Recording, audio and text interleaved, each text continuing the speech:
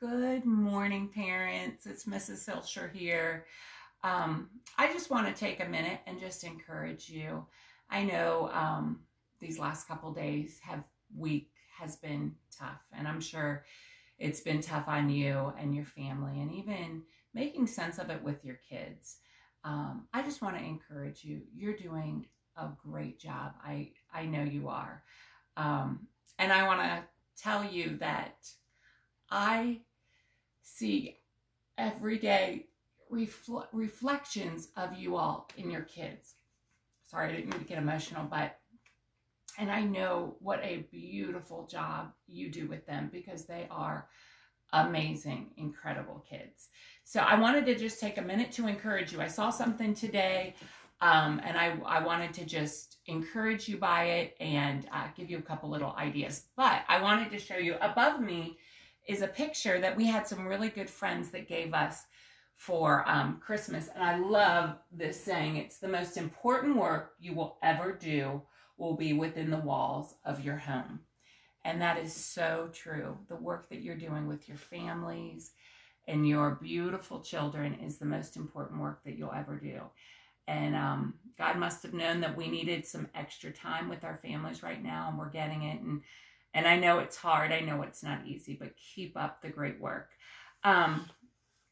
So 3 things, and this is from a website called busytoddler.com. I saw the lady that does that website. I saw her interview today, and I just thought the things that she said was really good. The most important things you can do for your kids as far as educationally right now is to play with them, read to them, and then have conversation with them. So when you kind of step back, it's not all about doing worksheets and that kind of thing. It's just spending time playing with them, reading to them, and having conversation with them. And I know from personal experience, they are great conversationalists.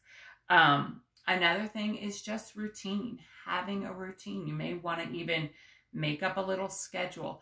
It helps us. It helps us at school when we have predictable routine. They know what to do. For instance, they know what time breakfast is going to be. They know when you're going to eat. They know when their playtime is. They know maybe when they have some quiet time, some time just to look at a book, maybe lay on their bed and just look at books. A time when you're going to work. You know, maybe you said, this is mommy and daddy's time. We need to work now. And this is your time to work. So just schedule time like that because it's predictable and kind of keeping the same. We found at school that just that repetition and doing the same things over and over just gives them a lot of confidence and helps them. And just one little tip that she actually shared, and I wanted to share on there today too, is getting a box, like an old box in your garage or even a cereal box, opening it up and drawing a road on it, and then having them maybe take cars and play with those, make roads, and they could even take blocks and build a school, build a church, build a grocery store. That was just a fun idea. But I want you to know that I'm praying for each of you, praying for you individually, and just praying that you wouldn't fear, but you would know, you would have peace, and you would know the things to say to your children when they ask some of those hard questions. Also really thinking about those grown-ups in our class, our parents that are medical workers. Been praying a lot for you too.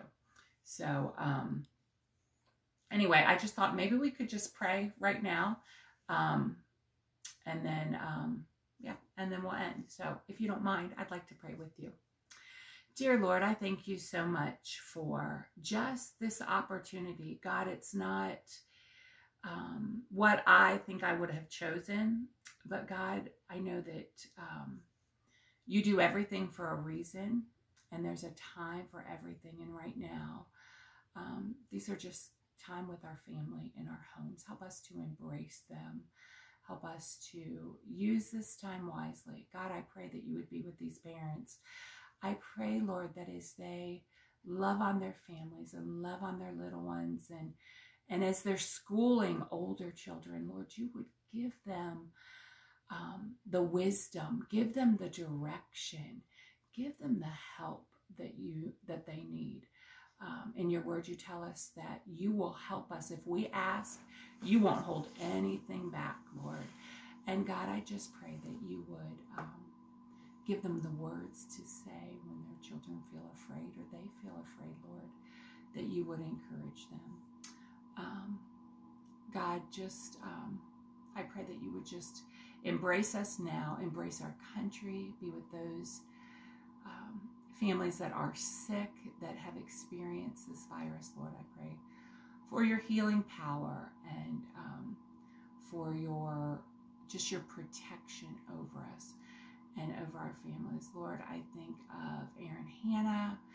I think of Stephanie Saddam, that are nurses and nurse practitioners. Lord, I just pray that you would be with them as they're in the field, they're on the front lines. Lord, I pray that you would protect them. Lord, anyone else that I've forgotten to, Lord, I pray that you would just give them special protection and help right now. God, thank you. Thank you for this opportunity. Thank you for these boys and girls that you've entrusted me with and these wonderful families. In your name, amen.